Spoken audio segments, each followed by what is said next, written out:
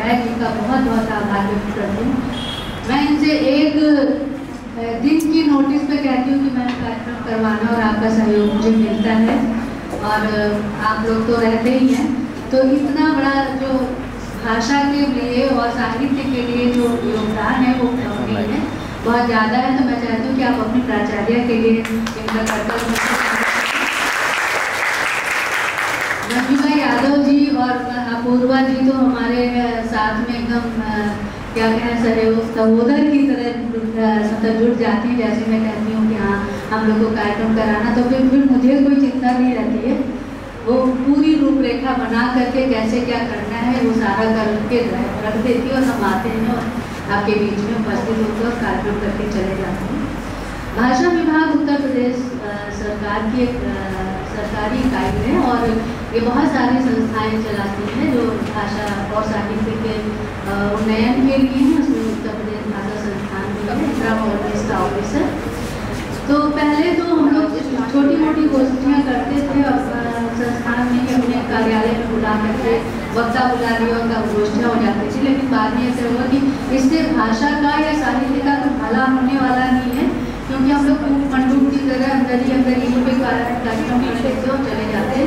तो ये बहुत ही सबसे ज़्यादा फायदा किसको हो सकता है, तो ऑब्वियसली आप लोग युवा हैं तो भाषा के उन्नयन के लिए जिसको बागडोर देनी है उसी से शुरुआत की जाए। और फिर हम लोगों ने विद्यालयों से जुड़ना शुरू किया और सबसे पहला कार्यक्रम जब हम लोगों ने विद्यालयों से शुरू किया था तो नवयुग में ही किया था, मैडम का समय दिया था। सबसे निरंतर कई कार्यक्रम कर चुकी हूँ। ये भाषा के लिए बहुत तरह से हमारे जो भाषा संस्थान है वो कार्य कर रही है युवाओं के लिए। अभी उसने 5 पुरस्कार 1-1 लाख के युवा नीरज युवा सम्मान शुरू किया है जो गीतकारों को दिया जाता है। तो इस तरह से वो साहित्य के उन्नयन के लिए और भाषा के लिए लगातार प्रयास कर रही है। हम लोगों ने 75 दिन का भाषा महोत्सव मनाया, राजभाषा के जो 75 वर्ष चल रहे हैं इस पर भी हम लोग कार्यक्रम कर रहे हैं। तो हमारा मुख्य जो उद्देश्य है कि हम साहित्य और भाषा को आगे ले जाएं और इसमें आप लोगों का सहयोग होता है। साहित्य में लोक भाषा का महत्व देखा जाए तो बहुत मतलब आज का विषय जो है एकदम फ्री हैंड है कि कुछ भी आप बोलिए, सब लोग का सब साहित्य है। लेकिन साहित्य की कुछ बात अगर हम कहते हैं तो साहित्य का उद्देश्य जैसे कि मैडम ने अभी तुलसीदास से शुरू किया तो यही कहते हैं कि सुर सर सम सब कहाँ हित हुई। साहित्य वो है जो सुरसर की तरह सबका हित करे। लोग क्या है, लोग जो हमारे बसंत दिनगुड़े तो इसको देखने के अर्थ में लेते हैं और लोकन शब्द इसी से बना है कि जैमिनी उपनिषद में कहा गया कि बहुव्याहृतो वायम बहुशो लोका का एतत् अस पुनरिहितो भया, अर्थात लोक अनेक प्रकार से फैला है, प्रत्येक वस्तु में यह प्रमुख है। यानी कन्याकुमारी से लेकर के कश्मीर तक जो फैला हुआ एक भूभाग पर जो समाज है वो सब हमारा लोक की परंपरा में आता है। जितना कुछ भी सृष्टि में सुंदर है, तेजस्वी तत्व है, वो सब लोक में कहीं ना कहीं सुरक्षित है। और लोक में हम कैसे संरक्षित करते हैं, भाषा की बात करें तो भाषा तो वही है जो पहले बोली जाती है और फिर साहित्य में आई है। यानी कि हमारा वाचिक परंपरा में जो लोक में व्याप्त है उसको जब हम साहित्य में लेकर के आते हैं तब उसको साहित्य की संज्ञा देते हैं। संक्षेप में कहें तो साहित्य हमारा एक स्थायी दस्तावेज है और लोक जो है हमारा वो अस्थायी दस्तावेज है जो वाचिक परंपरा में पीढ़ी दर पीढ़ी हमेशा स्थानांतरित होता रहता है, स्थानांतरित होता है। हम एक दूसरे को देते हैं। बहुत सारी कथाएं हैं, लोक कथाएं हैं, लोकगीत हैं, ये सब हमारे व्यापक उसमें है। अब साहित्य में लोक भाषा की बात करें तो सब लोगों ने पढ़ा है हिंदी साहित्य का इतिहास। जब हम आदिकाल से शुरू करते हैं तो जो डिंगल पिंगल की भाषा है और गोरखनाथ की भाषा है, सब में हमें लोक साहित्य के तत्व मिलते हैं। वहाँ से हम लोक भाषा को देखते हैं। भाषा की कोई भी चीज़ पहले लोक में आती है फिर वो साहित्य में आती है। जैसे कि रामायण लिखी गई, जब वाल्मीकि ने लिखी तो उनको रामायण का विषय मिला, वो वहाँ पर उस समय जन में व्याप्त था। और जो हमारा जितनी भी परंपराएं हैं वो सब हम जब लोक में रखते हैं वो सारा हमारा लोक साहित्य का है। आगे अगर देखें तो आला उत्तराखंड है, ये भी लोक भाषा में है। कभी ब्रज भाषा और भक्तिकाल में तो ब्रज भाषा और अवधी भाषा जिसे आज हम लोक भाषा कहते हैं वो वास्तव में वो साहित्यिक भाषा थी।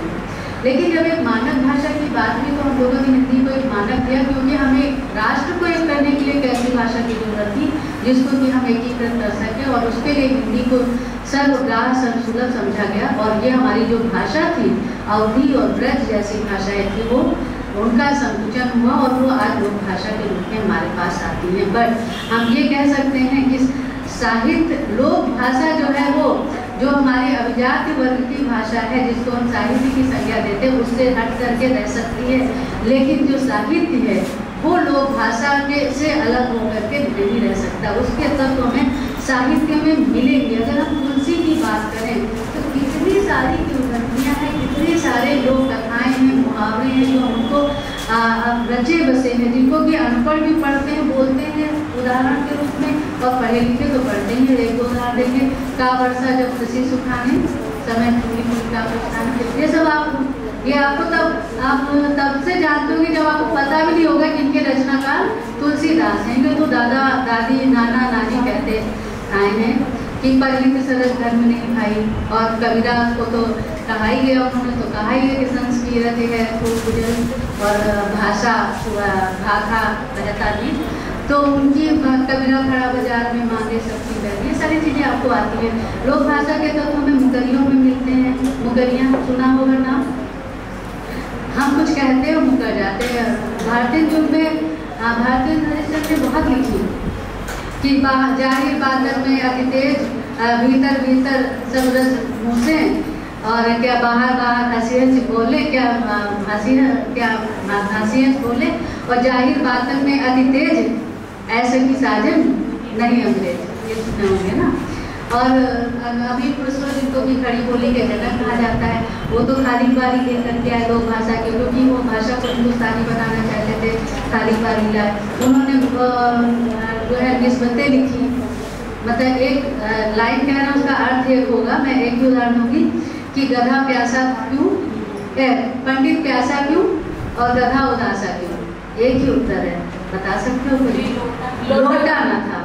तो इस तरह की जो बातें थी, जो कहानियों में आई, मुहावरों में आई, और ये सारी बातें लोक भाषा के साथ, तो हमें यहाँ पे नहीं, विदेश की भी जितनी भी भाषाएं हैं उसमें भी हम भाषा का जब साहित्य के सौंदर्य की बात करते हैं, उसके वैभव की बात करते हैं, तो हम लोग भाषा से जुड़ते हैं। एक जैसे हम लोग इधर उधर झाँके तो कहते हैं ताक झाँक ना करो ना, तो एक अंग्रेजी की एक बहुत लोक भाषाएं बनती कैसे, लोक तत्व बनते कैसे, वो जरा मतलब समाज में व्याप्त रहती, फिर धीरे धीरे उनका संस्कार होता, परिनिष्ठ होती जाती है, और फिर वो साहित्य में आती है। अंग्रेजी में कहते हैं कि जो मध्य ब्रिटेन था, वहाँ के राजा थे, उन्होंने अपने जो सामंत थे उनको ये कहा कि जो है उन्होंने कहा कि नए कर लगाओ जनता पर। तो उनकी जो पत्नी थी वो थोड़ा दयालु थी, तो लोगों ने उनसे कहा कि मतलब कि आप हमारी सहायता करो, करों को कम कराएं उसको। तो उन्होंने लियो फ्रेंक जो सामंत थे, उनकी जो पत्नी गोविंदा थी, उनसे उन्होंने कहा, तो उन्होंने कहा कि पहली बात तो हम ऐसा नहीं कर सकते, फिर भी जब उन्होंने कहा तो बोले, उन्होंने कठिन शर्त रखी कि तुमको हम ये तब दे सकते हैं जब आप जो है निर्वस्त्र होकर के पूरे शहर में चले जाओ। तो उस पर उन्होंने कठिन शर्त थी, कैसे मानते, तो उन्होंने कहा कि नहीं, फिर उन्होंने जनता की भलाई है, तो एक आदेश निकाला गया कि कोई इस बीच में हम बाजार में निकलेंगे और इस बीच में कोई बाहर नहीं झाँके, सब लोग अपने घरों की खिड़की दरवाजे बंद कर ले, तो शर्त भी पूरी हो जाएगी और हमारा काम भी हो जाएगा। और उन्होंने ऐसा ही किया, सब लोगों ने दरवाजे बंद कर लिए और वो घूम कर के आगे शर्त पूरी हुई और क्या बोलते हैं, और कर्ज माफ हुआ।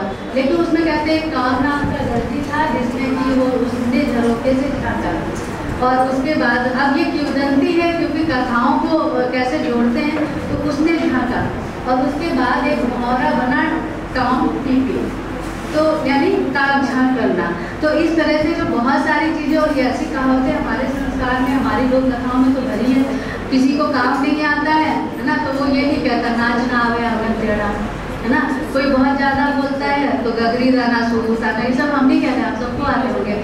किसी को याद है कोई लोगों के मुहावरे? बहुत सारी है, गगरी दाना सूद उतारना, अधजल गगरी छलकत जाए, आँख को अंधे नाम नयन सुन। इस तरह के बहुत सारी लोकोक्तियाँ, लोक कथाएँ जो साहित्य में लोक भाषा के महत्व को बढ़ाते हैं, चाहे वो भक्ति काल हो, चाहे आदिकाल हो, चाहे आज का समय हो। आज के समय में भी हम अगर अपने साहित्य को जो वैभव से पूर्ण करते हैं तो हम लोक साहित्य के तत्व देते चलते हैं, लोक जीवन को पूछते चलते हैं। वही साहित्य भी जो है कालजयी होता है। रामायण क्यों नहीं इतनी प्रसिद्ध हुई और रामचरितमानस व्याकरण में क्या? उसका कारण ये था कि रामचरितमानस की भाषा जो है वो जन भाषा थी, जिसको सब लोगों ने पढ़ा और समझा। आज भी अगर हम महादेवी वर्मा का किसी ने भक्ति संस्मरण पढ़ा होगा तो उसमें उन्होंने लोक भाषा का प्रयोग किया है ना। उनकी भक्ति वो भाषा नहीं बोलती है जो कि एक पढ़े लिखे और अंग्रेजी का, वो तो भक्ति वैसी भाषा बोलती है उन्हीं की। लेकिन अब प्रश्न है कि हम आज इस गोष्ठी को क्यों करें? गोष्ठी इसलिए करें क्योंकि आज हम लोक भाषा को बोलने भी नहीं चल रहे हैं। हमको लगता है कि हमारा लोक भाषा में कोई साहित्यिक महत्व तो नहीं रह गया, हम अंग्रेजी की ओर बढ़ रहे हैं। हमें हमारी जो कुंठा है उसको दूर करना चाहिए, क्योंकि जब तक हम अपनी मातृभाषा से प्रेम नहीं करेंगे, माँ से प्रेम नहीं करेंगे, हम उन्नति कैसे करेंगे? तो ऐसे बहुत सारे विचार हैं और बहुत सारी चीज़ें हैं जिनको हम लेकर के आज इस गोष्ठी पर चर्चा करेंगे। हमारे विद्वान वक्ता इस पर प्रकाश डालेंगे। मैंने तो बस क्या कहें, कवि विवेक एक मिनट बोले, थोड़ा बहुत जो आता था वही यहाँ पर बताया। धन्यवाद। आपने गागर में सागर भरा और जैसे कि कहा गया, लोक भाषा जो है वह हमारी मुहावरे, लोकोक्तियाँ, कहावतों से, किस्से कहानियों से, जो हमारी लोक कथाएं हैं उनसे संपुष्ट होती है। उसमें माधुर्यता आती है। जैसे एक छोटी सी कन्नौजी की कहावत मैं भी बताती हूँ। हमारे यहाँ कहा जाता है चलना पावे कुद्दन नाव, मतलब चल नहीं पा रहे, नाव उनका कुद्दन है कि कूद जाएंगे। तो ऐसी उससे हमारी लोक भाषा संप्रक्त होती है। तो मैं अब अगली अपनी वक्ता प्रोफेसर रेखा गुप्ता जी के परिचय के लिए पहले अपनी सहयोगी अंकिता को बुलाना चाहती हूँ कि वे आपका परिचय दें और फिर मैम हमको अपने विचारों से। साहित्य में लोक भाषा का महत्व विषय पर आयोजित एक दिवसीय व्याख्यान में मैं अंकिता पांडे आप सभी आगत सम्मानित अतिथियों का पुनः एक बार स्वागत और अभिनंदन करती हूँ। आज की हमारे व्याख्यान की मुख्य वक्ता हैं आदरणीय प्रोफेसर रेखा गुप्ता मैम। आप अवध गर्ल्स पीजी कॉलेज में प्रोफेसर के पद पर कार्यरत हैं। मैम, आपको 25 वर्षों का शिक्षण अनुभव है। आपकी शिक्षा दीक्षा कानपुर विश्वविद्यालय से पूर्ण हुई है। इस दौरान आपने विभिन्न प्रशासनिक दायित्वों का निर्वहन किया है। आपके द्वारा विशेष विशेषज्ञ समिति लखनऊ में सदस्य के पद का निर्वहन किया जा रहा है। आप इग्नू में काउंसलर की भूमिका निभा रही हैं। आपके द्वारा राष्ट्रीय सेवा योजना में कार्यक्रम अधिकारी के पद का निर्वहन किया जा रहा है। आपने एक समाज बोध पत्रिका का संपादन किया है। इसके अतिरिक्त विभिन्न अंतर्राष्ट्रीय एवं राष्ट्रीय संगोष्ठियों में लगभग 60 से अधिक शोध पत्रों का प्रकाशन आपके द्वारा किया गया है। आपने विभिन्न पत्रिकाओं में शोध पत्रों एवं विभिन्न पुस्तकों में अपने पत्र प्रकाशित किए हैं। आपके लेखन का विषय मुख्य रूप से गजल है। आपने विभिन्न पत्रिकाओं, विभिन्न गजल संग्रहों में आपके द्वारा उत्तम कोटि के गजल लिखे जा रहे हैं। आपने काव्योदय, काव्या, अंतर्राष्ट्रीय साहित्य संस्थान, विश्व हिंदी साहित्य संस्थान कनाडा, महिला काव्य मंच, गजलों की दुनिया, नारी शक्ति का मंच, मिशन सशक्तिकरण काव्य मंच एवं अन्य इस प्रकार के मंचों से जुड़ करके विभिन्न गजलों का लेखन किया है। मैम, मैं आपको सम्मान सहित मंच पर आमंत्रित करती हूँ। महाविद्यालय के प्राचार्य प्रोफेसर मंजुला उपाध्याय जी को तहे दिल से शुक्रिया करती हूँ, जिन्होंने आज मुझे इस व्याख्यान के लिए आमंत्रित किया। उत्तर प्रदेश भाषा संस्थान को भी तहे दिल से शुक्रिया करती हूँ कि जिन्होंने आज साहित्य में लोक भाषा का महत्व विषय पर आमंत्रित किया। सभागार में उपस्थित सभी प्यारे बच्चों को भी मैं अभिनंदन करती हूँ कि जो इस आशय से यहाँ है कि हमें सुनेंगे। साहित्य है भाषा का रंग। आज साहित्य की बात हो रही है। साहित्य भी लोक भाषा का महत्व। तो साहित्य है भाषा का रंग, भावनाओं का एक रंग, विचारों का एक समंदर। साहित्य है जीवन का सार। साहित्य है इतिहास का दर्पण, संस्कृति का एक आईना, मानवता का एक झंडा। साहित्य है ज्ञान का प्रकाश। साहित्य है कल्पना का महल, सृष्टि का एक सुंदर बाग। साहित्य है मन की शांति, साहित्य है जीवन का नींव। साहित्य है दुनिया को समझने का एक रास्ता और सच्चाई को जानने का एक माध्यम। साहित्य है प्रेम, शांति का संदेश, साहित्य है जीवन का आनंद। साहित्य में लोक भाषा, तो साहित्य में लोक भाषा की महत्व की जब बात होती है तो लोक भाषा साहित्य को, हम यही कहते हैं कि लोक भाषा साहित्य को जनता से जोड़ती है, उसे जीवंत और प्रासंगिक बनाती है। लोक भाषा से तात्पर्य उस भाषा से है जो लोक मानस द्वारा निर्मित है और लोक प्रवृत्ति के अनुसार ही, अनुकूल ही और उसी अनुरूप ढलती है। लोक भाषा के अंतर्गत देशज शब्दों के अतिरिक्त तद्भव शब्द भी आते हैं, क्योंकि इनके निर्माण में लोक प्रवृत्ति काम करती है। जैसे अंग्रेजी का लॉर्ड शब्द जब जन समुदाय के बीच आता है तो लॉर्ड साहब हो जाता है, घिसते घिसते ये बन जाता है लॉर्ड। तो लोक भाषा में विभिन्न प्रकार की शब्दावलियां जो प्रयुक्त हैं, जैसे नामवाची शब्दावली। तो नामवाची शब्दों के अध्ययन से एक प्रदेश की संस्कृति और शब्द निर्माण की प्रवृत्ति का भी अध्ययन होता है। जैसे ननकू जो है वो ननकऊ हो जाते हैं, बड़े को बड़कऊ कह देते हैं, छोटे को छुटकऊ। तो ये नामवाची शब्दावली के, अगर कोई काला है तो क्या कह दिया, कल्लू। और कृष्ण नहीं बोलते तो किशन हो जाता है। तो उसी तरह से जब हम देशज शब्दों की बात करते हैं तो लोक भाषा में सबसे अधिक देशज शब्दों का भी प्रयोग होता है, जो कि लोक की निजी संपत्ति कहा जाता है। इनका संबंध पारिवारिक वातावरण, संस्कार, त्योहार, व्यवसाय आदि से जोड़ा जाता है। इसकी कुछ मुख्य विशेषताएं भी हैं, जैसे ध्वन्यात्मकता।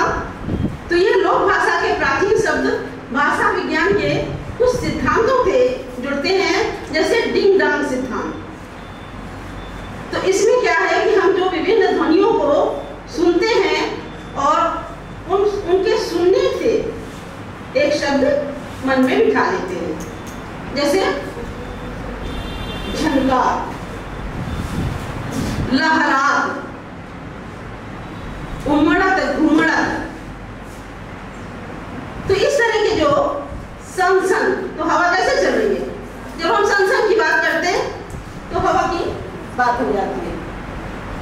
तो उसी तरह से एक होता है मनोभावाभिव्यक्ति, ये ध्वन्यात्मकता की बात हुई है। फिर जब हम मनोभावाभिव्यक्ति की बात करते हैं तो ये मनोविज्ञान संवेगों और स्थितियों में मानव को अपनी भावनाओं के लिए विशेष मनोभाव मूलक शब्दों का एक उच्चारण कराता है। जैसे जब हम ऋणात्मक अभिव्यक्ति लेते हैं तो छी, उससे हमें पता चल जाता है कि हम किसी घृणा की बात कर रहे हैं। तो इसी तरह से जब शोकात्मक अभिव्यक्ति हम देते हैं, हाय हाय, खुशी का अगर माहौल है, वाह वाह, तो ये क्या हो गए, हमारे मनोभावाभिव्यक्ति है। मनोभाव जैसे हुए उसी तरह की वैसी अभिव्यक्ति भी दिखाई पड़ी। फिर अनुकरणात्मक शब्दों में विषयों और वस्तुओं के नामकरण उनके द्वारा उत्पन्न ध्वनि के आधार पर कर देते हैं। जैसे कोयल कैसे बोलती है, कुहू कुहू, तो कौन बोल रहा है, कोयल। हम अपने आप समझ लेते हैं कि कुहू कुहू कोयल के लिए कहा जा रहा है। पी पी हम बोलते हैं, प्यू प्यू, पी पी, पपीहा, ठीक है। अडेचू डेचू सब करने हमें पता है कि वो कहाँ से ये स्वर आ रहा है। इसी तरह से कुछ ऐसे भी शब्द होते हैं जो प्रतिध्वनि मूलक होते हैं। तो लोक भाषाओं के द्वितीय रूप भी हम प्रयोग करने लगते हैं। जैसे कि कुछ शब्द इसमें अर्थयुक्त भी होते हैं, जैसे खाना पानी, तो इन दोनों शब्दों में अर्थ है। अगर हम कहेंगे लाठी डंडा, एक साथ बोलेंगे इन शब्दों को, तो भी ये लगेगा कि हाँ कोई अर्थ है दोनों में, या फिर रुपया पैसा। लेकिन कुछ ऐसे शब्द भी होते हैं जिनमें प्रथम शब्द तो अर्थबोधक होता है लेकिन दूसरा नहीं। वो दूसरा नहीं कौन सा है? भीड़ भाड़। तो भीड़ तो ठीक है, भाड़ क्या है नहीं मालूम, धक्का मुक्की है ना। तो इसी तरह से बेचबाज, कहते हैं अब हम सब बेचबाज के चले जाओ, तो बेचना तो ठीक है, बेचना क्या है? तो ये है निरर्थक शब्द भी साथ में जुड़ा हुआ है। तो अगर हम इनके प्रयोग के कारण देखते हैं तो अपेक्षा की भी दृष्टि होती है। जैसे लोटा गोटा, रेल पेल, रेलम पेल मछली है, ठीक है। तो ये कुछ ऐसे शब्द हैं, अगर हम सरलीकरण इनका करें तो अगड़म बगड़म। अगर हम भाव विशेष पर बल दें तो उमड़त घुमड़त। भावों की बात जब हम करते हैं तो क्या कहते हैं? बादल की उमड़न घुमड़न दिल में एक हिलोर उत्पन्न करती है। इसी तरह से अगर हम देखें तो फिर तद्भव शब्दों का भी हमारे लोक भाषा में प्रयोग हुआ, और तद्भव शब्द जो तत्सम से बिगड़ के शब्द आए। जैसे ब्रह्मा को हमने क्या कह दिया?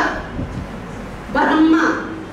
ब्रह्मा में नीचे जो हम रा लगाते हैं वो रा ना लगाकर पूरा ब्रह्मा, ठीक है।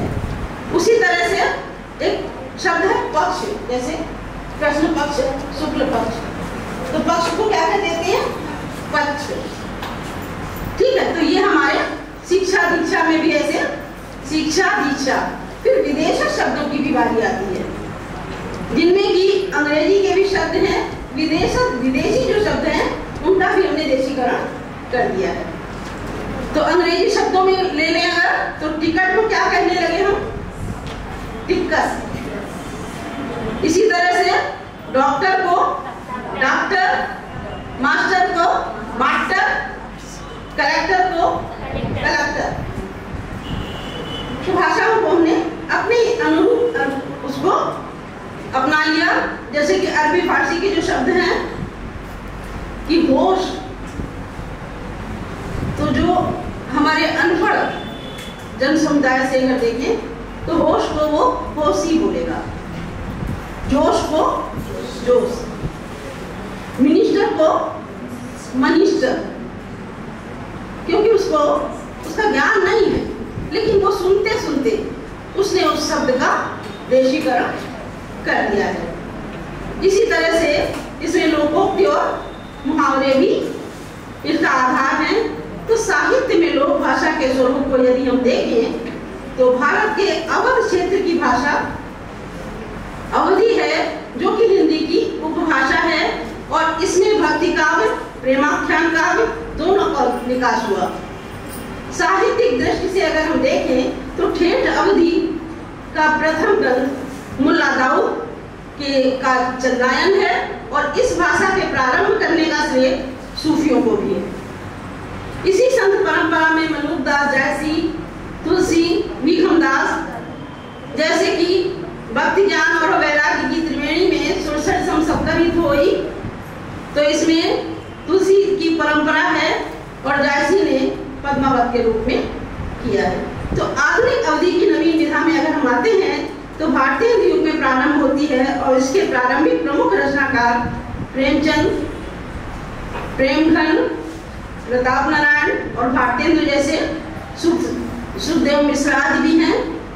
फिर हम जब इसी अवधि की नई विधा पर आ रहे हैं तो पणीस, बंशीधर शुक्ल और चंद्रभूषण जी को देखते हैं। तो इनका जो चकल्लस है उसकी निराला ने भी बहुत प्रशंसा की है कि देहाती भाषा में होने पर भी जहाँ तक काव्य का संबंध है, चकल्लस अनेक गुणों से विभूषित है, इसके चित्र सफल और सार्थक हैं, स्वाभाविकता पद पद पर है, परिणति में पूरी संगति है, हिंदी के अनेक काव्यों से बढ़कर है, मुझे कहते हुए ही संतोष नहीं। ऐसा निराला ने कहा है। तो अगर हम देखें उनके चकल्लस में तो ब्राह्म जीवन से संबंधित अनेक रचनाएं हैं, जैसे चरवाहू, कंगला किसान की बिटिया, खसियारी, डोंगिया, बादल जैसी रचनाएं भी इन्होंने लिखी हैं। कसनील गगन तट का सुंदर बना समयाना, कटनील गगन पट का सुंदर बना समयाना, सविता भी हंसी रही है, सविता भी हंसी रही है, पानी बरस रहा है। तो देखिए इतने भावुक कर देते हैं ये शब्द। अगर हम मनई कविता इनकी ले लें तो तन मन का पूर पूर पुतरा, बस यह आए सुंदर मनई। तो ये हम लोक भाषा की अगर बात करें तो ये लोक से ही उठकर ये भाषाएं आती हैं कि चरवाह चला बंसी वाला, और लड़काऊ आए दफ्तर पे, लड़काऊ आए दफ्तर पे, तो दुल्हन अंग्रेजी बुक चली। तो जो उसकी वाइफ है वो पढ़ी लिखी है और वो बेचारे अनपढ़ हैं, तो वो जब दफ्तर से आते हैं तो उनकी वाइफ क्या कहती है, अंग्रेजी में गिटपिट करती है, जो कि उन्हें नहीं समझ आता। तो इसी संदर्भ में जब हम बंसीधर जी को देखते हैं तो अवध अंचल के प्रकृति का कोमल और उग्र दोनों रूपों को करते हैं कि नदी किनारे सड़क न गली, राममड़ैया जो उनकी कविता है, तो नदी किनारे सड़क न गली, द्वारे भरी तलैया, हुए बनी है राम सहारे, अपनी राममड़ैया। आप सब पढ़ रहे होंगे राममड़ैया को। तो जहां बयार लगावे पढ़नी, वहां झाड़ू लगाने की जरूरत नहीं पड़ती है, बयार के द्वारा ही सारा कूड़ा एक तरफ हो जाता है। तो जहां बयार लगावे बढ़नी, जुगनू दिया दिखावे, और सुअर सियार चील गिलहरिया, पूरा सहित उठावे। कोई कूड़ा उठाने में नहीं आता है, ये सब अपने अपने मन का सामान लेकर चले जाते हैं। वही जब चंद्रभूषण त्रिवेदी की बात करते हैं तो कहते हैं तब मिली कविता ज्ञानी।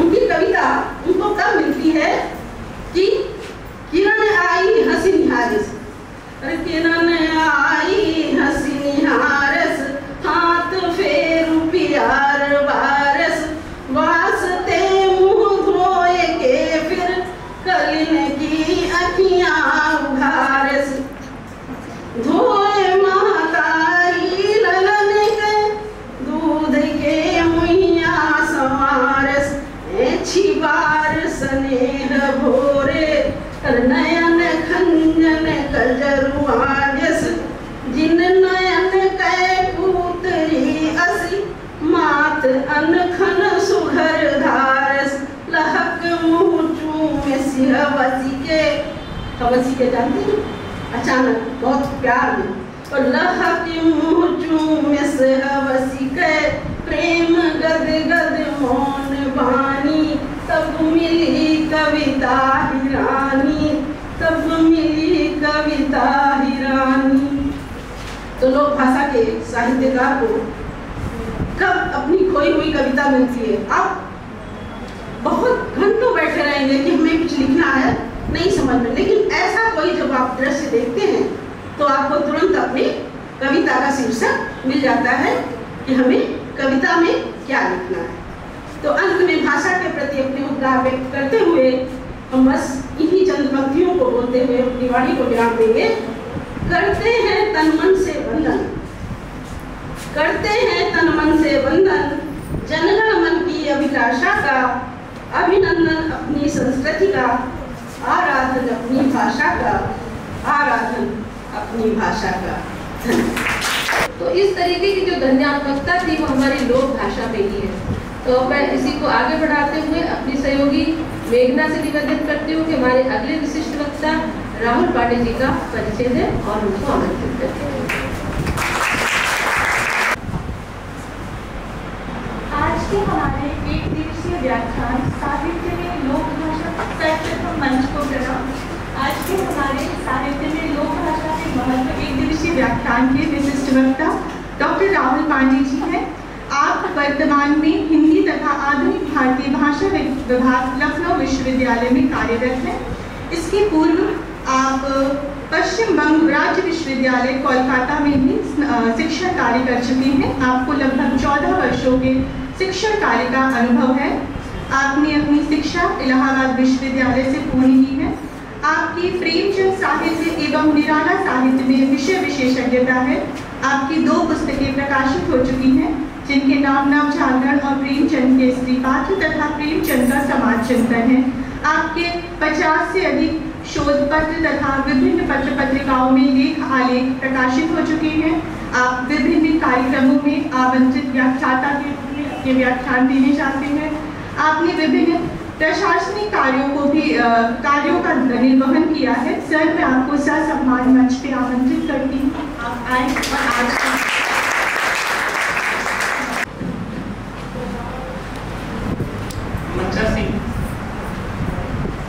इस महाविद्यालय के प्राचार्य प्रोफेसर मंडल उपाध्याय, इस जो 1 दिवसीय समस्या आयोजित की जा रही है, इसकी मुख्य वक्ता प्रोफेसर रेखा गुप्ता मैडम, भाषा संस्थान से संबंधित डॉक्टर अश्विनी मैडम, हिंदी विभाग अध्यक्ष प्रोफेसर मंजुला यादव मैडम, और इस सभागार में जो विदुषियाँ उपस्थित हैं, साथी विद्यार्थी। कल ये जो विषय है साहित्य में लोक भाषा का महत्व, इस विषय के बारे में सूचना कर दी गई। तो मैंने सवाल किया कि भाई किसके लिए बोलना है, तो मुझे बताया गया कि ज़्यादातर हमारे विद्यार्थी रहेंगे और साथ ही साथ कुछ विद्वान भी रहेंगे। तो यहाँ पर मैं देख रहा हूँ कि ज़्यादातर विद्यार्थी, 16 साल का अनुभव है मेरा कक्षा में पढ़ाने का। मैं दोनों तरफ से तैयार होकर आया था कि अगर ज़्यादा विदुषी होंगे, विद्वान होंगे, तो उनकी तरफ से विद्वतापूर्ण व्याख्यान में दूँगा, और अगर विद्यार्थी होंगे तो फिर उनके लिए मैं अपनी बात रखूँगा। मुझे लगता है कि क्षमा करेंगे, विद्वान में जहाँ उपस्थित हैं वो सब ज्ञानी हैं। विद्यार्थियों के लिए मैं केंद्रित करता हूँ इसको, आप लोगों का अनुभव देकर। तो यहाँ पर मुझे लगता है सभी हिंदी साहित्य के ही विद्यार्थी हैं। ये ठीक विषय है, आप अपने सामने देख रहे हैं, साहित्य में लोक भाषा का महत्व। अब देखिए, इसमें 2 बातें, एक तो है साहित्य, दूसरा है लोक भाषा। इसमें एक शब्द में और जोड़ देता हूँ, लोक साहित्य। तो 3 एक तरह से शब्द बन गए, एक तो है साहित्य, दूसरा है लोक साहित्य और तीसरा है लोक भाषा। ठीक, ध्यान से सुनिएगा आप लोगों के लिए। मैंने पहले क्षमा मांग इन लोगों से कि मैं विद्यार्थियों में केंद्रित रहूँगा और बहुत कुछ आपसे मैं भी पूछने भी जा रहा हूँ, तो थोड़ा सा ध्यान से सुनिएगा। तो 3 बातें आई इससे। अब यहाँ पर जो साहित्य शब्द है, साहित्य शब्द से आप क्या समझते हैं? साहित्य दरअसल जिन रचनाओं को हम आजकल पढ़ते हैं, जो परिमार्जित है, जो शुद्ध है, जो अभिजात के वर्ग में जिसकी पहचान है, या अभिजात की जो साहित्य है, शिष्ट साहित्य है, उसको हम कहते हैं साहित्य। ठीक, जो किताबें हम पाठ्य पुस्तकों में पढ़ते हैं, जो परिमार्जित है, मानकीकृत हिंदी में लिखी गई, मानक भाषा का जिसमें पालन किया जाता है, उसको हम कहते हैं साहित्य। यहाँ पे साहित्य का अभिप्राय उसी परिमार्जित और शिष्ट साहित्य से। दूसरा है लोक साहित्य। लोक साहित्य क्या है? तो लोक साहित्य वह साहित्य है, जनता का वह साहित्य है जो लोक के द्वारा और लोक के लिए लिखा जाता है। ध्यान से सुनिएगा, ये विद्यार्थी प्रयोगी की है बात। लोक साहित्य क्या है?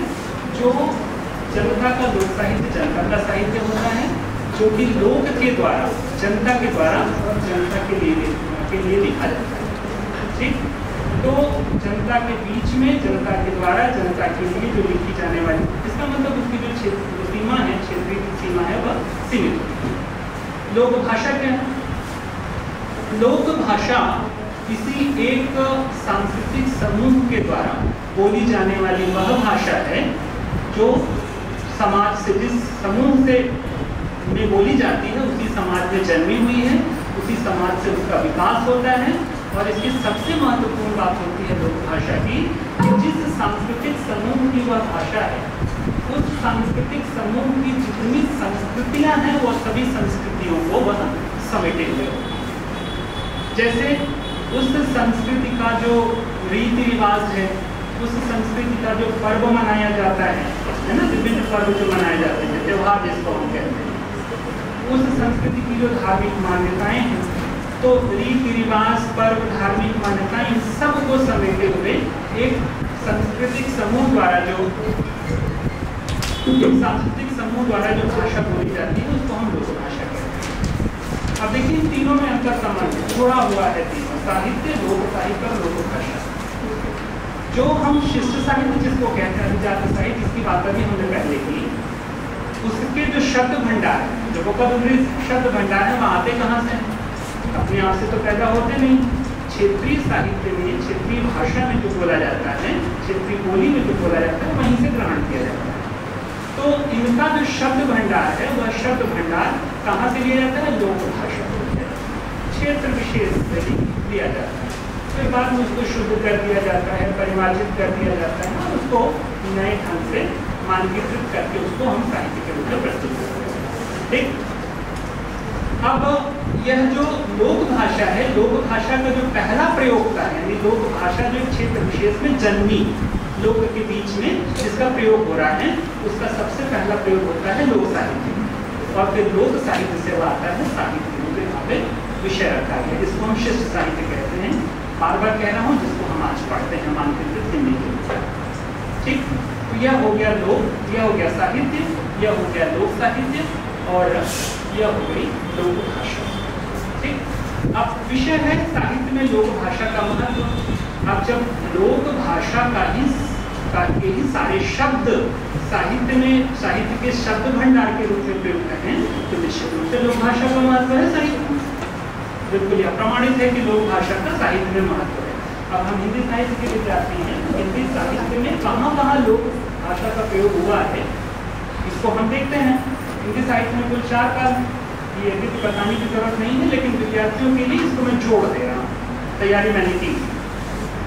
हिंदी साहित्य के कुल 4 काल में आदि भक्ति रीति आदमी सभी जानते हैं। ठीक, अब यह जो लोक भाषा का प्रयोग है, यह लोक भाषा का प्रयोग हमको मिलता कहाँ से? तो लोक भाषा का प्रयोग यद्यपि हमें आदिकाल में भी मिलता है, लेकिन बहुतायत लोक भाषा का प्रयोग हमको यह मध्यकाल में प्राप्त होता है, और मध्यकाल में भी विशेष रूप से भक्ति काल के अंतर्गत यह लोक भाषा के अधिकांश या बहुत शब्द हमें मध्यकाल में प्राप्त होते हैं।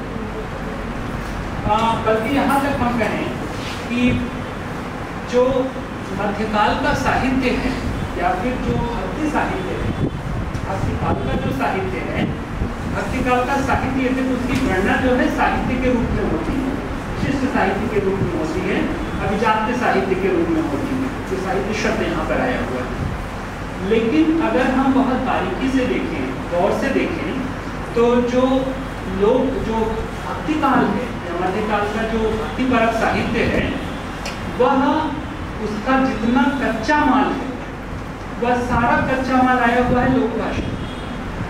उसमें इतने लोक भाषा के शब्दों का प्रयोग है, ये बाकी भ्रम होता है कि हम उसको शिष्ट साहित्य कहें या कि उसको हम लोक साहित्य कहें। अगर हम चाहें तो उसको हम लोक साहित्य कह सकते हैं, लेकिन हम उसका अध्ययन फिलहाल शिष्ट साहित्य में करते हैं। लेकिन इस बात को जरूर ध्यान रखिए कि आप सूर को पढ़ते हैं, आप कबीरदास को पढ़ते हैं, आप तुलसीदास को पढ़ते हैं, आप जायसी को पढ़ते हैं, रसखान को पढ़ते हैं, मीरा को पढ़ते हैं, नाम तो सुना है ना सबका, रसखान को पढ़ते हैं, मीरा को पढ़ते हैं, और भी बहुत सारे कवि हैं। तो इन्होंने जिस साहित्य की रचना की, उस साहित्य में लोक भाषा के प्रचुर शब्द, और शब्द इतने लोक भाषा के शब्द हैं कि वही पहले वाली बात दोहरा रहा हूँ कि एक बार ये भ्रम होता है कि शिष्ट साहित्य है, अभिजात साहित्य है, क्या कि लोक भाषा का साहित्य है। हजारी प्रसाद द्विवेदी जी का एक कथन मैंने नोट किया था, आपके सामने मैं पढ़ूंगा। हजारी प्रसाद द्विवेदी जी हिंदी के बड़े आलोचक, ठीक, और हजारी प्रसाद द्विवेदी जी ने जो भक्तिकाल का साहित्य था, उसमें लोक भाषा की जो प्रचुर शब्दावली प्रयुक्त हुई है, उस प्रचुर शब्दावली पर उन्होंने अपना एक मत रखा था। मैं मत पढ़ देता हूँ। सच पूछा जाए, बच्चों के लिए भी है, शिकायत यहाँ बैठी हुई है। सच पूछा जाए तो कुछ थोड़े से अपवादों को छोड़ दिया जाए, सच पूछा जाए तो कुछ थोड़े से अपवादों को छोड़ दिया जाए तो मध्य युग के संपूर्ण देशी साहित्य को लोक साहित्य के अंतर्गत घसीट कर ले आया जा सकता। यानी कि हम हजारी प्रसाद गिरी जी इसका समर्थन करते हैं और इन्हीं के आधार पर अगर आप उसका बारीकी से विवेचन विश्लेषण करेंगे तो इतने लोक भाषा के शब्दों का प्रयोग किया गया है कि आप उसको विशिष्ट साहित्य में कहकर लोक साहित्य भी कह सकते हैं। अब यह जो लोक भाषा के शब्द हैं मध्य युग में, विशेष रूप से भक्ति काल में कहाँ कहाँ हैं, तो इसके लिए हमें सूर को देखना होगा, कबीर को देखना होगा, देखना चाहिए उदाहरण के रूप में। ठीक, तो कबीरदास जी का मैं छोटे में, क्योंकि मुझे आधुनिक काल का कहना है तो मैं थोड़ा थोड़ा उदाहरण आप लोगों को देकर अपनी बात रखूंगा। आप लोग इसको ध्यान से और विस्तार से देखिएगा, जरूर देखिएगा, घर जाकर देखना चाहिए आपको। कबीरदास जी का एक दोहा है कि साँच कहे तो मारन धावे और झूठे जग पतियाना। साँच कहे तो मारन धावे, झूठे जग पतियाना। अब यहाँ पर देखिए, अगर सच कहूँ तो लोग मारने को दौड़ते हैं और अगर झूठ कहूँ तो लोग विश्वास कर लेते हैं। अब यहाँ पर साँच कहे तो मारन धावे और झूठे जग पतियाना। अब ये पतियाना शब्द क्या है? पतियाना शब्द लोक भाषा का शब्द है।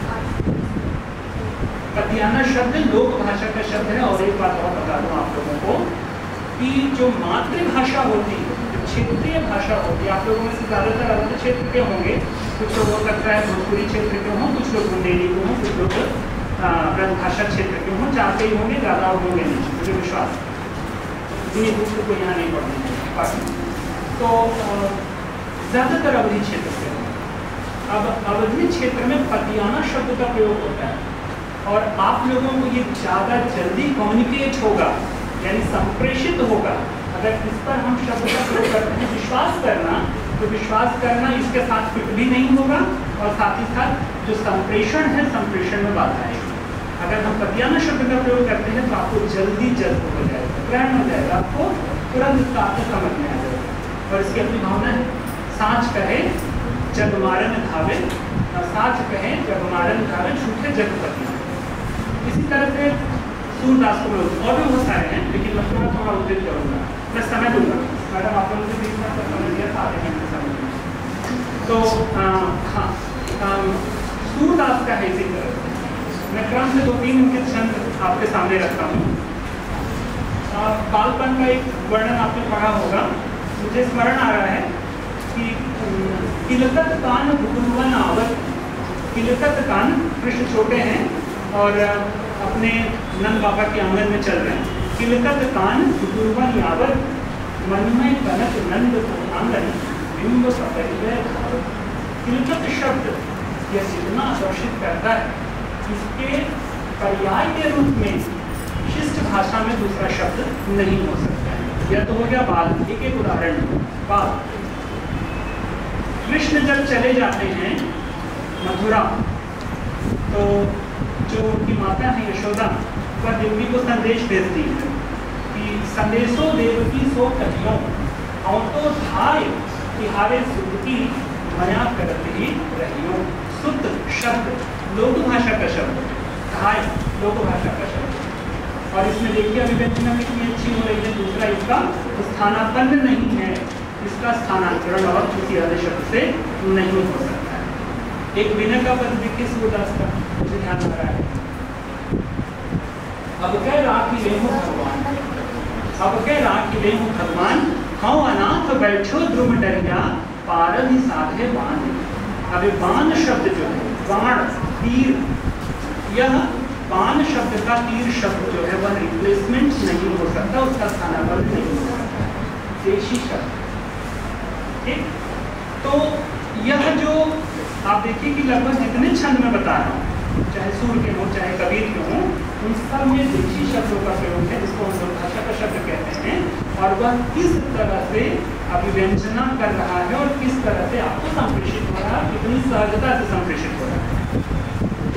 अगर हम शिष्ट भाषा का प्रयोग करते हैं इसके स्थान पर, देखिए बहुत सारे शब्द इतने शिष्ट भाषा के हैं, अधिकांश शब्द शिष्ट भाषा के हैं, लेकिन 1-2 शब्द देशी भाषा के हैं और वही जान है इसकी, इन शब्दों की वही जान है। लोक भाषा की एक और महत्वपूर्ण विशेषता यह है, महत्व के सिलसिले में बात करें तो यह जो लोक है, लोक के दुख दर्द इन सब की अभिव्यक्ति भी करता है। रामचरितमानस में राम का जो चरित्र है और सीता का चरित्र है और जितने भी पात्र हैं, वह सारे पात्र वह सारे चरित्र यद्यपि हैं दैवीय, राम स्वयं देवता है, सीता स्वयं देवी है, अन्य पात्र भी किसी न किसी देवता के देवी के अवतार है, आपको पता होगा ये। लेकिन देखिए वहाँ पर एक सामान्य मानव की भूमिका आकर वो खड़े हैं, या तुलसीदास जी ने उनको खड़ा कर दिया, ठीक। और सामान्य मानव के जो दुख हैं, जो दर्द हैं, जो तकलीफें हैं, जो दैनंदिन जीवन की तकलीफें हैं, जो पारिवारिक समस्याएं हैं, जो सामाजिक समस्याएं हैं, राम और सीता और लक्ष्मण और जो अन्य पात्र हैं उसको फेस कर रहे हैं, उसका सामना कर रहे हैं, ठीक। इसीलिए और लोक भाषा में प्रयुक्त किया गया, उन्हीं में रचा गया है रामचरितमानस, इसीलिए वह जनता को ज्यादा आकर्षित करता है। रामचरितमानस के बहुत सारे छंद आपको पता होंगे, मैं कवितावली से एक उदाहरण देता हूँ, बहुत अच्छा उदाहरण है। सीता को राम को वनगमन का आदेश मिलता है और सीता को और लक्ष्मण को लेकर वह वनगमन निकल जाते हैं, वनगमन करते हैं, महल छोड़कर निकल जाते हैं। अब देखिए राजसी घाट बाट में रहने वाले राम और सीता को बिल्कुल काबू कर रखा गया, लेकिन अब वह वन की ओर प्रस्थान करती है, पैर में जूते नहीं, किसी प्रकार का कोई पैर में खड़ा हुआ का कुछ नहीं है। तो तुलसीदास जी कवितावली में उसके अभिव्यक्ति करते हैं, देखिएगा इस छंद को। पुरते निकसी रघुवीर बधु धरि धीर थे मधुमेह डगु। पुरते मतलब महल से निकल रही है रघुवीर बधु सीता, ठीक। धरि धीर थे मार्ग में अपने पैरों को धीरे धीरे रखते हुए चलती हैं, क्योंकि वो मार्ग में चलने की आदि नहीं है, वो महलों में ही चली है हमेशा, जनक के यहाँ भी और दशरथ के यहाँ। झलकी कनिभार झलकी अतिभार कनी जल की कुटी सूख ही गए मधुराधर गए। माथे पर पसीने की बूंद आ गई, बूंदे आ गई, जिनको कभी पसीना नहीं आता, कुटी सूख ही गए मधुराधर गए, उनके कंठ सूख गए, जल की कमी। अब देखिए सामान्य लोक की भूमि में उनको लेकर जा रहे हैं, तो जनता आकर्षित क्यों नहीं हो, और लोग शब्द में कह रहे हैं, लोग की शब्दावली का प्रयोग किया गया है। फिर राम से पूछती हैं कि पत्नी अपने पति से जब तकलीफ में होती है तो पूछती है, फिर पूछती है चलनो अधोकेती को पर्ण कुटी बैठो कि तुम्हें जहाँ जिस पर्ण कुटी में मुझे ले जा रहे हो कितनी दूर है, अभी कितनी दूर चलना है। तो राम जो कि स्वयं देवता है अंतिम पंक्तियों में रो देते हैं, कहते हैं की लगी आतुरता प्रिय की, अपने प्रिय की आतुरता को देख कर जो व्यग्रता है इसको देख करके अखियाँ चार चली चली, उनकी आंखों से आंसू की बूंदें निकल आती हैं, ठीक। तो कवितावली का बहुत ही सुंदर छंद है, मार्मिक छंद है, कार्मिक छंद है, इसको आप पढ़िए। कवितावली रामचरितमानस के बाद तुलसीदास के कृष्ण विरचना आप पढ़िए तो कवितावली बहुत अच्छी कविता है, छंद बहुत अच्छी है। अब देखिए इसमें बहुत सारे लोक भाषा के शब्दों का प्रयोग हुआ है। विषय पर आते हैं, पुरते निकसी रघुवीर बधु, निकसी निकसना शब्द, निकलना नहीं, निकसना देशी भाषा का शब्द है, बहुत सारे शब्द हैं। पुरते निकसी रघुवीर बधु धरि धीर थे मधुमेह डगु।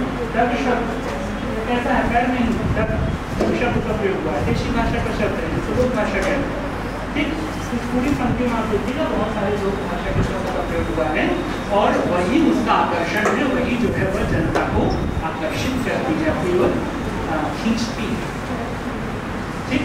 तो इस तरह से भक्तिकाल में इतनी प्रचुर लोक भाषा की शब्दावली है कि उसमें उसको एक तरह से हमने पहले कहा कि उसको लोक साहित्य अगर हम मानते हैं तो वह अतिशयोक्ति नहीं होगी, या वह हमारी वो सीमा में रहेगी, निश्चित रूप से वो हम मान सकते हैं, और हजारी के साथ जुड़ने की समानता के आधार पर इसको साबित करते हैं।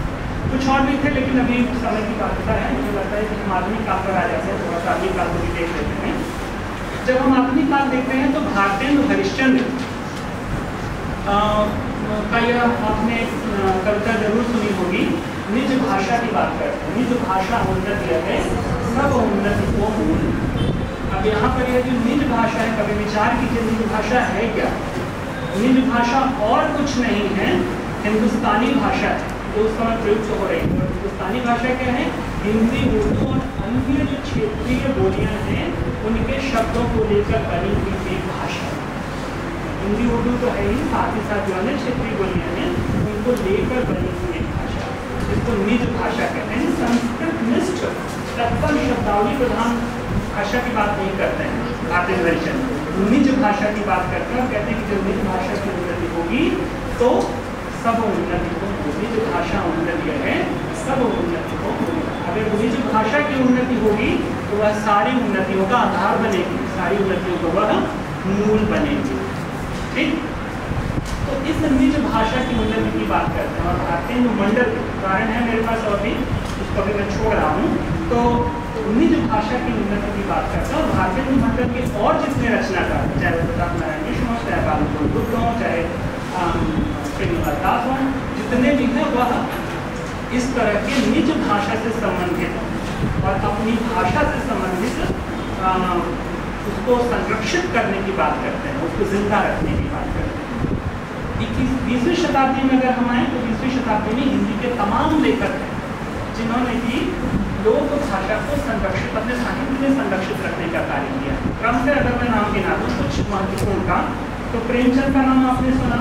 प्रेमचंद ने जो साहित्य का सृजन किया है, चाहे उपन्यास हो चाहे कहानी हो, कथाकार है, उपन्यास हो चाहे कहानी हो, उन उपन्यासों और कहानियों में लोक भाषा के तमाम शब्दों को उन्होंने रखा है।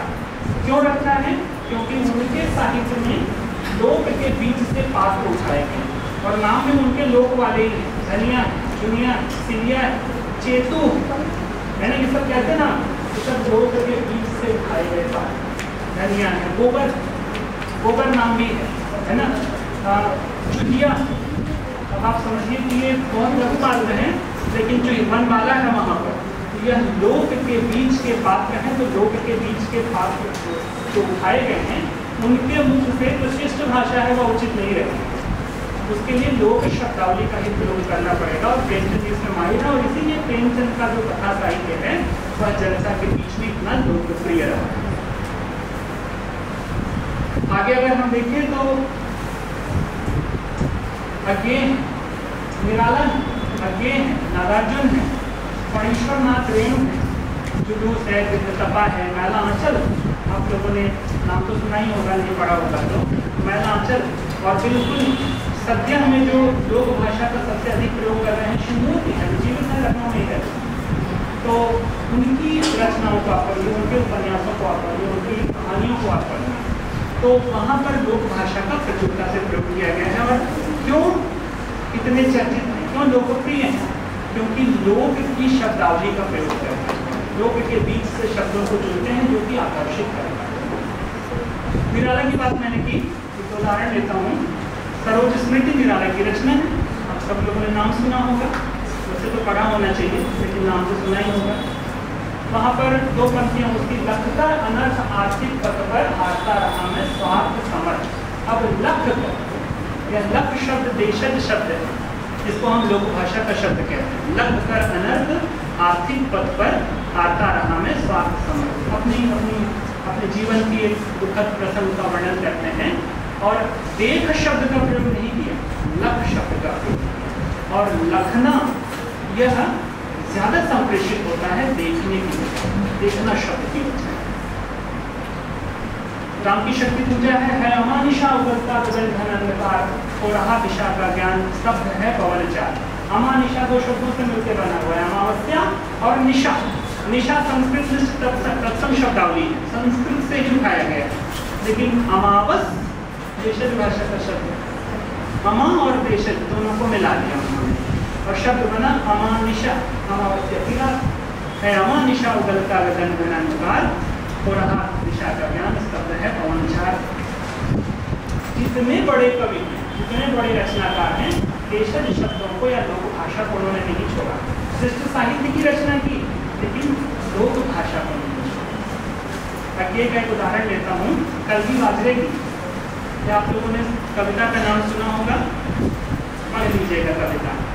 मैं कुछ कविता की पंक्तियाँ पढ़ता हूँ, बहुत सारे देशज शब्द, बहुत अच्छा लगेगा कि अगर मैं तुमको ललाती सांझ के नभ की अकेली तारिका, ध्यान से शब्दों को सुनिएगा। अगर मैं तुमको ललाटी सांझ के नभ की अकेली तारिका, अब यहाँ पर ललाटी सांझ, शाम जो लालिमा युक्त है, अब यहाँ पर लालिमा शब्द का प्रयोग नहीं किया, शब्द का प्रयोग किया है ललाटी, और ललाटी ज़्यादा आकर्षित करता है, सहज संप्रेषित होता है। तो अगर मैं तुमको ललाटी सांझ के नभ की अकेली तारिका नहीं कहता, या शरद के भोर की निहार ढाई हुई, या टटकी कली चंपे की। अब टटकी कली, टटकी मतलब ताजी है ना, टटकी ज्यादा संप्रेषित कर रहा है कि ताजी, टटकी ज्यादा संप्रेषित कर रहा है, या टटकी कली चंपे की वगैरह अब नहीं कहता। तो नहीं इसका अर्थ कि मेरा हृदय सुना या कि उथला हो गया है, या कि मेरा प्यार मैला हो गया है। कभी वासन अधिक खिसने से मुलम्मा चूक, बल्कि देवता इन प्रतीकों के कर गए हैं चूक, कभी वासन अधिक खिसने से चूक, पूछ, कभी वासन अधिक खिसने से मुलम्मा छूट जाता है। वासन बर्तन का प्रयोग नहीं कर रहे हैं, वासन, कभी वासन अधिक खिसने से मुलम्मा छूट जाता है, उसकी परत जो है वह क्या होती है, घिस जाती है।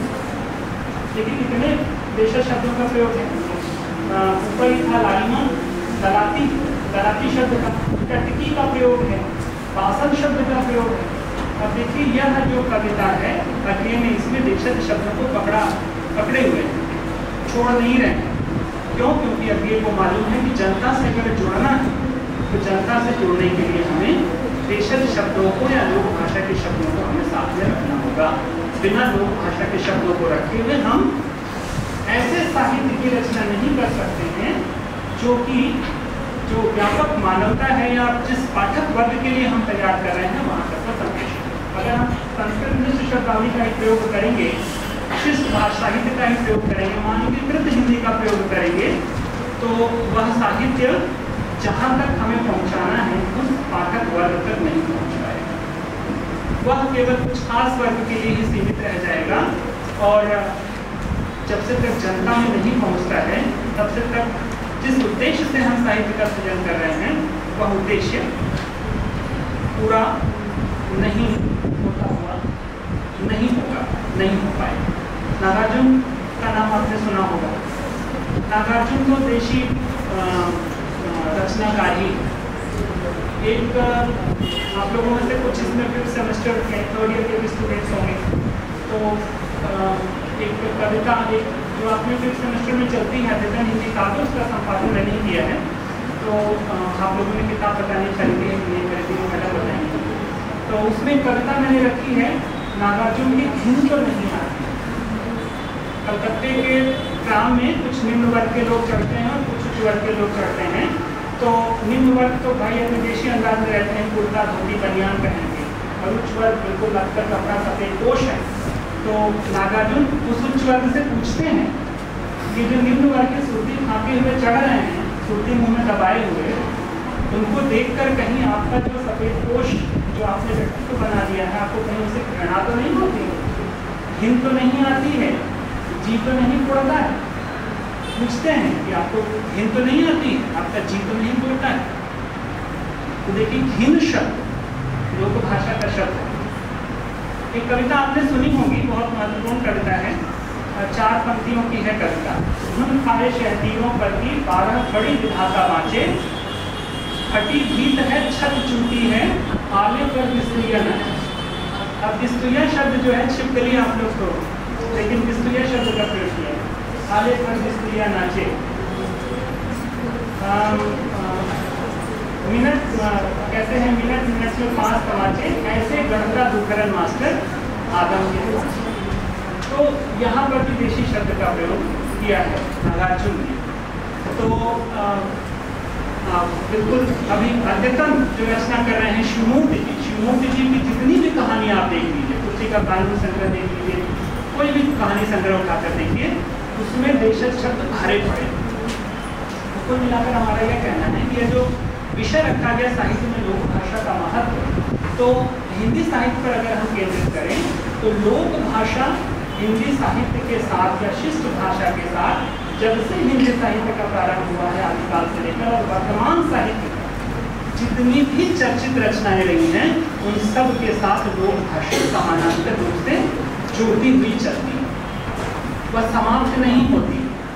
यह जरूर है कि अगर हम अपने प्राचीन काल से वर्तमान काल तक पढ़ते हैं तो इनका प्रयोग निश्चित रूप से कम हुआ है, और प्रयोग का कम होने के कारण, प्रयोग कम होने के कारण का ही परिणाम कि साहित्य से लोग का जुड़ाव कम होता चला गया। अब साहित्य पढ़ने वाले कितने लोग हैं? पहले जन जन साहित्य पढ़ता था, अब साहित्य पढ़ने वाले कितने लोग हैं? रामचरितमानस आदमी प्रत्येक जन पढ़ता है, समझ में आए ना आए सब प्रश्न कर दो कुछ नहीं। सूरदास को सभी पढ़ते हैं और समझते भी, लेकिन वह पढ़ते हैं। मुझे लगता है कि इसका बहुत बड़ा कारण है कि जो देशज शब्द हैं, लोग के शब्द हैं, उन देशज शब्दों का या लोग के शब्दों का प्रयोग कमतर होते जा रहा है। जितना अधिक हम प्रयोग करेंगे देशज शब्दों का विशिष्ट साहित्य के साथ, उतना बड़ा पाठक वर्ग उस साहित्य से जुड़ेगा और साहित्य की समृद्धि होगी। अगर साहित्य को अपने पुरानी पट्टे पर लौटना है, जन जन तक उसका प्रचार हो, अगर यह करना है तो निश्चित रूप से हमें लोक भाषा के साथ, विशिष्ट भाषा के साथ जुड़कर चलना होगा, उसे अधिक से अधिक अपने साहित्य में स्थान देना होगा।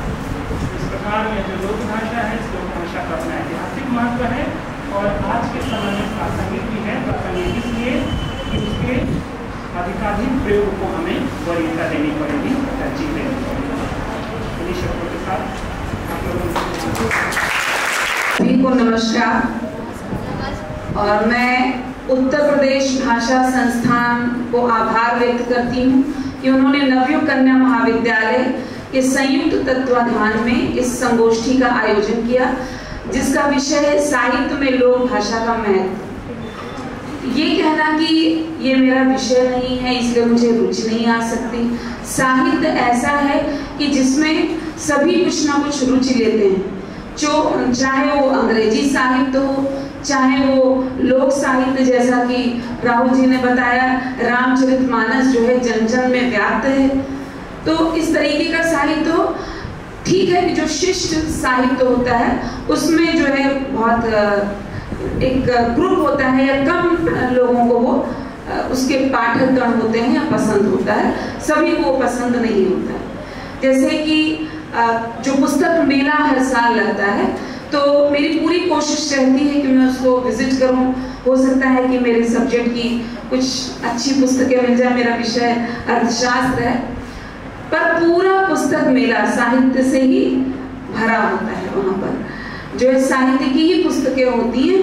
फिर भी राहुल जी ने कहा कि आधुनिक साहित्य की जो पुस्तकें हैं वो क्यों नहीं उतनी बिक रही हैं, क्यों नहीं लोगों के बीच उतनी चर्चित हैं जिस तरीके से जो लोक भाषा पर आधारित साहित्य यानी कि रामचरितमानस। रामचरितमानस एक दैवी साहित्य भी हम उसको मतलब दैवी भी है उसमें गुण, और वो उसको हम दैवी साहित्य भी कह सकते हैं। एक नॉर्मल साहित्य से हटकर है जिसको हम लोक साहित्य कह रहे हैं। बहुत चीजें हैं जिस वजह से शायद भावनाएं हैं इसलिए हम उससे ज्यादा जुड़ पाते हैं। और आप देखिए अगर पूरे रामचरितमानस का पाठ नहीं होता है तो सुंदरकांड का पाठ तो जन जन के बीच होता ही, और रामचरितमानस का पाठ भी अखंड रामायण के रूप रामचरितमानस के पाठ के रूप में होता है। अब अगर वाल्मीकि रामायण थी और वो प्रभु राम के चरित्र का वर्णन कर रही थी, तो क्यों ऐसी क्या वजह हुई या क्या ऐसी जरूरत पड़ गई कि तुलसीदास जी को रामचरितमानस की रचना करनी पड़ी? वो हमारे दोनों विद्वत वक्ता सम्मानीय प्रोफेसर रेखा गुप्ता जी और डॉक्टर राहुल पांडे जी, आप हिंदी साहित्य में आप मर्मज्ञ हैं। मैम तो पता चला मुझे आपकी गजल भी लिखती हैं, कविताएं भी लिखती हैं। और राहुल जी को मैंने संपर्क मेरा वो कह रहे हैं 16 साल पर, जब से वो लखनऊ में है, तो ये सौभाग्य है कि मेरा उनसे संपर्क रहा, पर सुनने का मौका पहली बार मिला मुझे। और आप एक यंग प्रोफेसर के रूप में डेवलप हो रहे हैं और सुनकर मुझे बहुत अच्छा लगा। ये कहना कि ये आपका व्याख्यान सिर्फ स्टूडेंट्स के लिए था, ऐसा नहीं हो सकता है कि जो हिंदी के विषय विशेषज्ञ हैं उनके लिए उनको ये अलग लग रहा हो या उनको लग रहा हो ये स्टूडेंट के लिए, पर ये तो हमें अपने लिए भी लगा है। क्योंकि हमें जब उस चीज का ज्ञान नहीं, तो हम भी स्टूडेंट हैं, मतलब जिस विषय का हमें ज्ञान नहीं है तो आपने अगर उसको कहा तो सिर्फ स्टूडेंट ओरिएंटेड नहीं, यहाँ पे जो और भी विषय की प्राध्यापिकाएं या ऑनर्ड प्रोफेसर्स बैठी, सभी के लिए वो उतना ही यूजफुल था। क्योंकि ये मेरा विषय नहीं है, फिर भी मैंने बताया आपको कि रामचरितमानस से मैं बहुत जुड़ी हूँ, क्योंकि अखंड रामायण का पाठ मुझे जब नौकरी नहीं मिली थी तो मैंने माना था मैं कराऊंगी, और बहुत सालों तक निरंतर कराती रही। फिर कुछ ऐसी परिस्थितियां हुई कि गैप दे देकर होता है, पर हो जाता है। वो मेरी अपनी प्रतिबद्धता थी कि मुझे उसे कराना है, और नहीं कराती हूँ तो मन में एक अपराध बोध होता है कि मैंने नहीं कराया। तो जो लोक भाषा है, आप दोनों ही वक्ताओं ने जैसा कि कहा कि वो पॉपुलर ज्यादा है, लोगों के बीच ज्यादा जाना जाता है, इसलिए जितने साहित्य के मर्मज्ञ हैं वो भी लोक भाषा के शब्दों का प्रयोग अपने साहित्य में करते हैं, जैसा कि हमारे दोनों वक्ताओं ने बताया। रेखा गुप्ता जी ने भी अपने शब्दावलियों को ले लेके बताया कि हमको लगता है कि आम हिंदी का शब्द है, पर वो लोक भाषा का प्रयोग किस तरीके से डिफरेंट लाइन्स में किया जाता है, और डिफरेंट भावों को व्यक्त करने के लिए किस प्रकार की शब्दों का प्रयोग किया जाता है, उसको बहुत ही विस्तृत तरीके से आपने उसकी व्याख्या की। आपके सब्जेक्ट की ये विशेषता है कि आपने शब्दों को पकड़ पकड़ के और उसके भावों को बताते हुए आपने पूरी उसकी लोक भाषा के महत्व को बताया। राहुल जी ने आपको जो भी हिंदी साहित्य का हम कहेंगे, हम इंग्लिश में बोलते हैं एंशिएंट पीरियड से लेके, या जब भी उसका उदय काल है, एक तरीके से हम लोग क्रोनोलॉजी बनाते हैं, या मतलब तो उस क्रोनोलॉजी के आधार पर वो एक एक युग के बारे में बताते हुए आपने बताया कि किस प्रकार से लोक शब्दों का प्रयोग साहित्य में होता रहा, और कौन से ऐसे लोक साहित्य हुए। जो लोक साहित्य होगा तो नेचुरल सी बात है उसमें लोक भाषा का ही प्रयोग होगा। उन्होंने जैसा कहा कि यहाँ पर जितने भी बैठे लोग हैं वो या तो अवधि क्षेत्र में, मैक्सिमम मुझे लगता है 90% अवधि क्षेत्र के होंगे, बाकी 10% में आपका जो भोजपुरी बेल्ट है उसके लोग होंगे। हालांकि आजकल भोजपुरी बहुत पॉपुलर है, कोई किसी भी भाषा का हो भोजपुरी गाने पे नृत्य करता है, भले उसको उसमें कुछ समझ में ना आता हो या थोड़ा बहुत समझ में आता हो। बुंदेलखंडी हमारे डॉक्टर पूर्वा अवस्थी ही हैं, वो कन्नौजी पे आप जो है आपका रचनाएं भी हैं आपकी, और आप उस पर बहुत आपके मैंने सुना है नाटक टाइप को क्या मंचन करते हैं, उसको क्या कहते हैं, उन्होंने उस पर किया है कि जो साहित्य होता है उसको भाव देकर एक्टिंग के रूप में आपके सामने प्रस्तुत करना, ये कला उनकी मैंने देखी कन्नौजी, और लिखती भी हैं वो उस पर। तो बाकी भोजपुरी हो गया, बुंदेलखंडी पता नहीं कोई है कि नहीं, पर कन्नौजी है। कौन है बुंदेलखंडी? अच्छा, पर अभी इस रूम में नॉर्मली आप देखें तो अवधि और भोजपुरी क्षेत्र से कुछ लोग हैं, और एक मैडम कन्नौजी, उससे एक मैडम। तो जब कोई शब्द ही उसको निकालता है, उसको बोलता है, तो हम कितना भाव से जुड़ जाते हैं। आप सोचिए कितनी खुशी होती है। जो एक क्षेत्रवाद होता है वैसे वो भाषावाद के रूप में भी आ जाता है। कोई जब बांग्ला भाषी मिलते हैं तो आपस में बांग्ला में बात करने लगते हैं, तो वो क्योंकि वो कनेक्ट उससे ज्यादा कर पाते हैं, उनको भावों का संप्रेषण उसके माध्यम से ज्यादा होता है। ऐसे भोजपुरी, मैं हूँ अवधि क्षेत्र की, मेरी शादी जो है वो भोजपुरी क्षेत्र भाषा टाइप मतलब उसमें हुई है। गोरखपुर से लगे हुए जितने भी क्षेत्र हैं, तो सिद्धार्थ नगर है, तो भोजपुरी भाषा रहती है। तो मैं आई तो मुझे या तो मैं अवधि जानती थी, या तो मैं अपनी हिंदी भाषा जो है वो खड़ी बोली जिसको हम कहते हैं वो जानती थी। तो मेरे जब ससुराल पक्ष में आई तो सब सुत ले, खाए ले, मतलब वो बड़ा मुझे अलग सा लगता था। फिर धीरे सुतले बोलते थे जो भी थे, तो मुझे थोड़ा सा अलग लगता था।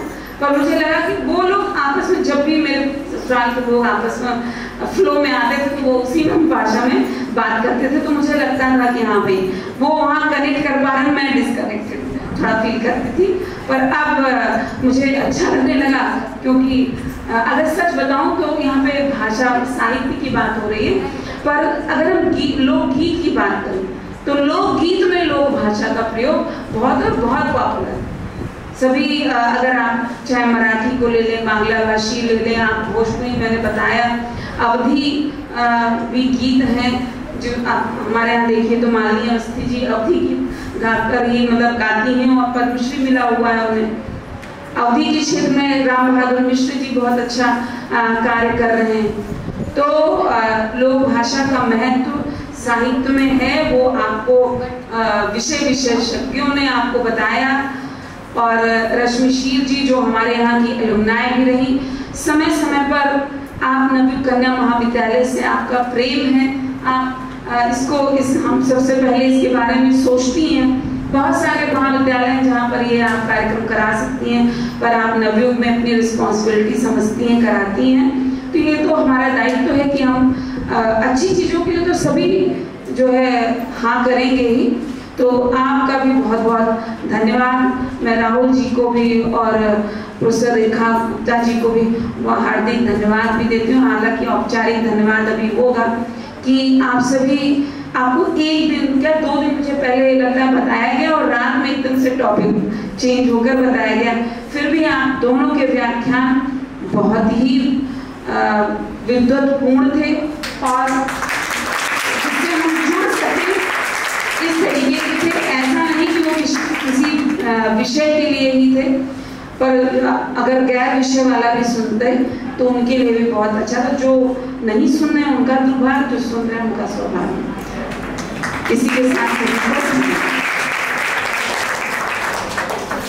में इतना रस लेती है और फिर उसको इतना अच्छा सा व्याख्यायित करती है कि हम लोगों को बहुत आनंद आता है।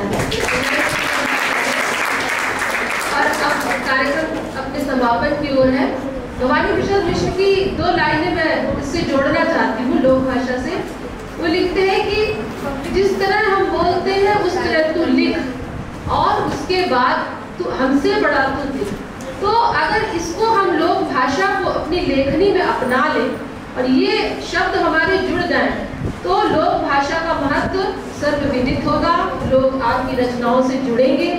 और इसी कामना के साथ मैं औपचारिक धन्यवाद के लिए अपने विभाग के अध्यक्ष प्रोफेसर मंजुला यादव जी से निवेदन करती हूँ कि वे आए और औपचारिक धन्यवाद और हार्दिक शुभकामनाएं। वैसे तो धन्यवाद बड़ा ही औपचारिक शब्द है, हम उन सभी के कृतज्ञ हैं जो प्रत्यक्ष और परोक्ष रूप से इस आयोजन में हमारे सहयोगी रहे हैं। फिर भी औपचारिकता का निर्वहन करते हुए हम अपनी विशिष्ट वक्ता प्रोफेसर रेखा गुप्ता को महापरिवार की ओर से धन्यवाद देते हैं कि उन्होंने हमारे आमंत्रण को अत्यंत सहजता से स्वीकार किया और अपने अमूल्य समय से कुछ समय निकाल कर अपने ओजस्वी वक्तव्य से लोक भाषा के गुणों को हमारी छात्राओं को भाषाई अस्मिता से परिचित कराया। हम उन्हें आश्वस्त करते हैं कि हमारी छात्राएं लोक भाषा के भिन्न भिन्न रूपों को सीखने का प्रयास करेंगी। हम प्रतिभा और सादगी का अनूठा संगम अपने अनुज डॉक्टर राहुल पांडे को भी धन्यवाद देते हैं जिन्होंने हमारा आमंत्रण अत्यंत सम्मान के साथ स्वीकार किया। उनके वक्तव्य की सहजता और सरलता हम सबके लिए अनुकरणीय है। इसके साथ ही हम अपनी प्राचार्य प्रोफेसर मंजुला उपाध्याय जी का भी आभार व्यक्त करते हैं जिनकी प्रेरणा से ही यह 1 दिवसीय व्याख्यान संपन्न हो सका। उनके प्रतिबद्ध सकारात्मक सहयोग के लिए हम हृदय से आभारी हैं। 1 दिवसीय व्याख्यान की सफलता व रूपरेखा की सुंदर संरचना करने वाली विद्वान डॉक्टर रश्मि शील का दिल से आभार व धन्यवाद जिन्होंने अल्प समय में ही सुरुचिपूर्ण ढंग से कार्यक्रम को प्रस्तुत कराया व साहित्य में लोक भाषा के महत्व पर सारगर्भित प्रकाश भी डाला। कोई भी आयोजन सामूहिक प्रयासों से ही संभव होता है, इसलिए हम अपने विभाग के सभी सदस्यों डॉक्टर अपूर्वा अवस्थी, डॉक्टर अंकिता पांडे और डॉक्टर मेघना यादव को भी धन्यवाद देते हैं, जिनके अथक प्रयासों से ही यह कार्य संपन्न हो सका है। हम अपने विभाग और साथ ही अपने सारे वरिष्ठ दीदियों का भी धन्यवाद देते हैं, जिन्होंने कार्यक्रम में आकर 4 चांद लगा दिए। छात्राओं के बिना तो कार्यक्रम ही अधूरा होता है, इसलिए हम उन छात्राओं का धन्यवाद भी व्यक्त करते हैं, जो कभी शांति से और कभी बात करके माहौल को बनाए